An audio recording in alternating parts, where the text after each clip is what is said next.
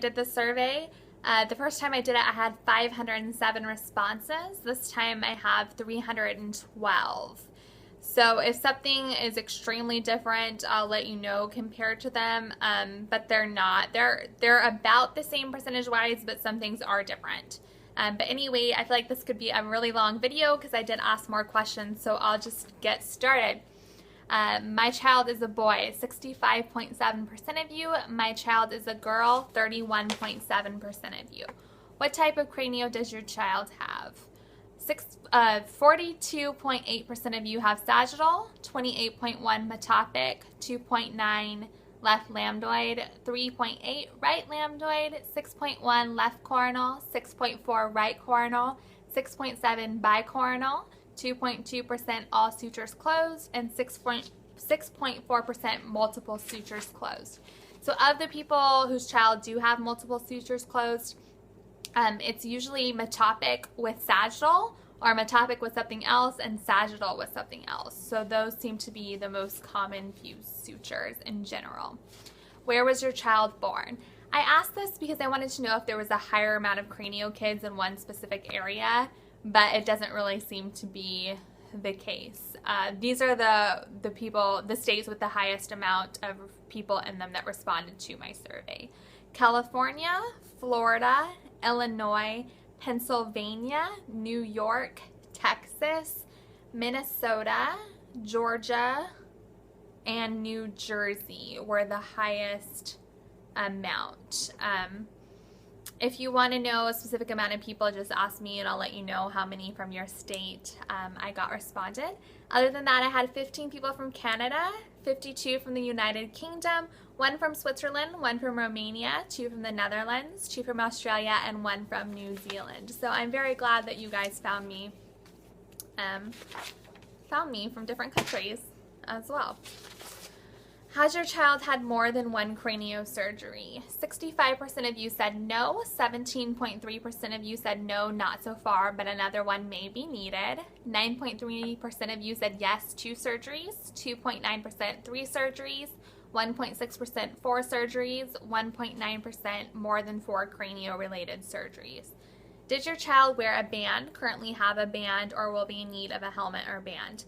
69% of you said no, 29% of you said yes, a few of you weren't sure. For the most part, my baby has been in what percentile for weight? Under 10%, 10.3% of you. Between 10 and 20, 7.5%. Between 21 and 30, 11%. Between 31 and 40, 5.1%. Between 41 and 50, 11.3%. Between 51 and 60, 13.7%. Between 61 and 70, 8.2%. Between 71 and 80, 11%. Between 81 and 90, 9.9%. Between 91 and 100%, 8.6%. Over 100%, 1.7%. So it doesn't look like cranio kids are more in a certain percentage for weight than other children. The majority of you were between 51 and 60%, which seems average. For the most part, my child as a baby has been in what percentiles for height? Under 10%, 7.2%. Between 10 and 20, 7.5. Between 21 and 30, 6.8. Between 31 and 40, 6.5. Between 41 and 50, 11.3. Between 51 and 60, 13. Between 61 and 70, 4.4. Between 71 and 80, 13.3. Between 81 and 90, 8.2. Between 91 and 100, 17.4, and over 100, 2.7. So it looks like the majority of cranio kids are tall. So that was interesting. If you have more than one child, what number in order of birth is your cranio child? So 24.9% of you only have one child. 13% of you, your cranio child is number 1. 34.2% of you 2. 16.6, 3, 6.34, and then less than 1%, your cranio is number 5, 6, 7, or 8th in birth order. Of those of you that had more than one child with cranio, there are 3 of you where your cranio child was the first and second, 1 of you where your cranio child was the first and the third, and 2 of you where your cranial children were the 2nd and 3rd in birth order. How many children do you have? If you're not the birth parent, please count your child any known genetic siblings of your child. So, how many children do you have? 1, 25.9%, 2, 39%, 3, 22.4%, 5, 8.3%, 4, 8.3%, 5, 2.6%, and then less than 1%, 6, 7, or more than 7 children. If you have more than one child, do you have any other children with cranio? 71% of you, no, you don't have any other children with cranio. 24% of you only have one child. So I realized when I wrote that could sound a little bit confusing, but I'm hoping those numbers are actually accurate. 1.7% of you have 2 children with cranio. 1 of you, which is less than 1%, have 3 children with cranio. 2 of you who have twins who both have cranio, and 3 of you who have twins and only one of them has cranio. What did your child weigh at birth? Less than 4 pounds, 2.9%. Between 4 and 5 pounds, 4.5%. Between 5 and 6 pounds, 9%. Between 6 and 7 pounds, 18%. Between 7 and 8 pounds, 33.4%. Between 8 and 9 pounds, 20%. Between 9 and 10 pounds, 7%. And over 10 pounds, 2.6%. So it looks like that's about average for cranio, as well as children who don't have cranio, where the majority of you were between 7 and 8 pounds. Did you or your child's biological mother have a difficult labor? 46.6% of you said no, you would consider the labor to be a normal birth experience. 18% of you said yes, baby was stuck for a significant period of time. 7.4% of you had forceps or a vacuum used, and 7.4% of you, the baby was breech. And 65 of you, at least 65 of you, so 20% had a C-section. I'm not sure exactly how many of those were emergency C-sections or planned C-sections, but that was the number. And then a few of you wrote like the shoulders got stuck. My little girl's hand kind of got stuck. Anyway, at how many weeks gestation was your child born? Between 24 and 28 weeks, less than 1% of you. Between 28 and 32 weeks, 2.6% of you. Between 32 and 34 weeks, 2.3% of you. Between 34 and 36 weeks, 5.2%. Between 36 and 38 weeks, 15.8%. Between 38 and 40 weeks, 5.1%. No, 51.6%, excuse me. Between, after 40 weeks, 20%. Sorry about that. So the majority of cranio kids were born between 38 and 40 weeks, which is normal. So has your child had genetic testing, and does your child have any related syndromes? 65% of you know your child has not had genetic testing. 17% of you say yes, but nothing is unusual and my child does not have a syndrome. 6% of you, yes, and something was different with the chromosomes. So either there was a chromosome deletion or an extra chromosome or something going on with chromosomes. And then less than 1% of you, your child has Cruzon's, Apert, Muke, Pfeiffer, and Seidri-Chotzen syndrome. And then there was also 2 people, I believe, with Mercedes-Benz syndrome, 1 person with Leopard syndrome, and then somebody wrote TCF12. I have no idea what that means. And then 9P minus syndrome. And then a few of you wrote that your child has Chiari, craniofrontal nasal dysplasia, and that's about it. Are you currently aware of any developmental delays with your cranio child? 66% of you said no, 21% of you delayed speech, 21% of you gross or fine motor skills, 8.7% of you social, 7.4% ADD or ADHD, less than 1% Asperger's, 3.5% autism. On the other section, some people wrote that hearing loss was more than one time,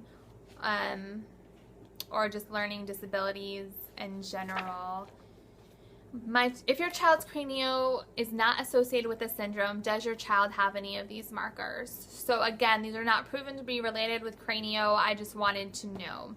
So 13% of you lip tie, 9% of you tongue tie, 11% of you sacral dimple, less than 1% Y-shaped gluteal cleft, Mongolian spot, curly fingers, curly toes, webbed toes, hemangiomas, malformed teeth, and 3 of you have an extra bone in the skull, which is, I find, very interesting.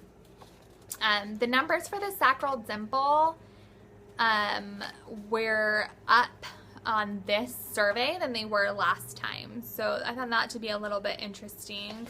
I don't know if it's because it's just not as many people taking this survey or different people taking this one than the first one. Other than that, some people wrote that their child has a cleft palate. And there were quite a few of you that you said that your child has acid reflux or eyesight issues. Was there anything different or unusual about the pregnancy of your cranio child that you can think of? For example, a medication taken, a diet change, or an ovarian cyst. So I had a very large ovarian cyst. It was about the size of an orange. And there were quite a few of you that said you did as well, or that you had PCOS, or that you had a fibroid. So I found that interesting. Other than that, some people took Zofran, a depression medication, Zoloft, Prozac, again craved milk, which I'm mentioning because I also craved milk. Took Synthroid, I believe, which is a thyroid medication. There was more than one of you. Somebody else with an undiagnosed thyroid problem. A few of you took Clomid, and then I don't know how to pronounce this, but more than one of you took Citalopram, Citalipram. So I'm not sure what that was for, but there was definitely more than one of you who took that. Some people with some blood pressure problems and a vitamin D deficiency. There was more than one of you with a vitamin D deficiency. And that's about it. Is there anything else you would like to mention? So in here, I did have some interesting responses, but the things that really stuck out for me was that somebody said, where did it go? That their husband has been on multiple deployments, like to Iraq and Afghanistan. I don't know if in any way they could bring back something or exposure from that, but my brother also served, so that's more than one person. It's not my husband, so obviously, you know what I'm trying to say, that didn't happen, but I was around someone who, for quite a long time, who spent some time in Iraq and Afghanistan. Other than that, someone said they had vitamin D injections, so they wanted to mention that. And someone else said they'd like to know more background on other families with odd conditions and see if anything would like to play a role.